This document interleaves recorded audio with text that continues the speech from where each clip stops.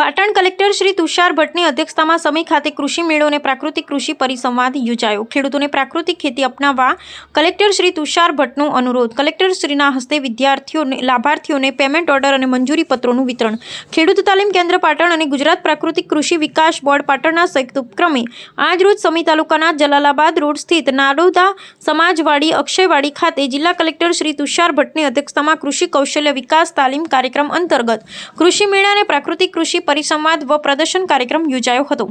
કાર્યક્રમ દરમિયાન કૃષિ વૈજ્ઞાનિકો દ્વારા પ્રાકૃતિક ખેતીના 5 આયામો સહિત પ્રાકૃતિક કૃષિ વિષયક મહત્વપૂર્ણ માર્ગદર્શન આપવામાં આવ્યું હતું। તેમજ પ્રાકૃતિક ખેતી કરતા પ્રગતિશીલ ખેડૂતોએ પોતાના અનુભવો શેર કરી અન્ય ખેડૂતોને પ્રાકૃતિક ખેતી તરફ વળવા પ્રેરિત કર્યા હતા। આ પ્રસંગે જિલ્લા કલેક્ટર શ્રીના હસ્તે લાભાર્થીઓને પેમેન્ટ અને મંજૂરી પત્રોનું વિતરણ કરવામાં આવ્યું હતું।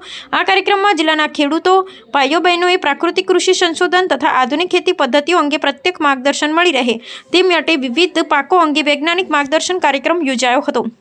ઉપરાંત પ્રાકૃતિક ખેત પેદાશો અને કૃષિ યાંત્રિકીકરણ સંબંધિત વિવિધ સ્ટોલનું પ્રદર્શન પણ રાખવામાં આવ્યું હતું। જિલ્લા કલેક્ટર શ્રી તુષાર ભટ્ટે વિવિધ પ્રદર્શન સ્ટોલની મુલાકાત લઈ માહિતી મેળવી હતી।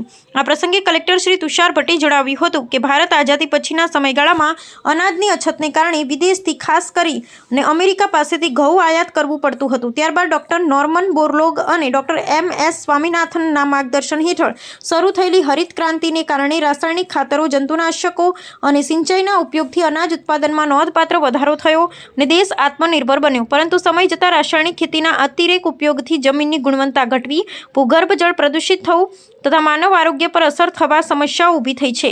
આ પરિસ્થિતિને ધ્યાનમાં રાખીને સરકાર દ્વારા પ્રાકૃતિક કૃષિને પ્રોત્સાહન આપવામાં આવી રહ્યું છે। પ્રાકૃતિક ખેતી જમીનની ઉર્વરતા જાળવે છે, પર્યાવરણનું સંરક્ષણ કરે છે અને સ્વસ્થ ખાદ્ય ઉત્પાદન માટે પણ લાભદાયક હોવાથી ખેડૂતોને પ્રાકૃતિક કૃષિ અપનાવી સરકારના પ્રયાસોમાં સહયોગ આપવા તેમણે અનુરોધ કર્યો હતો।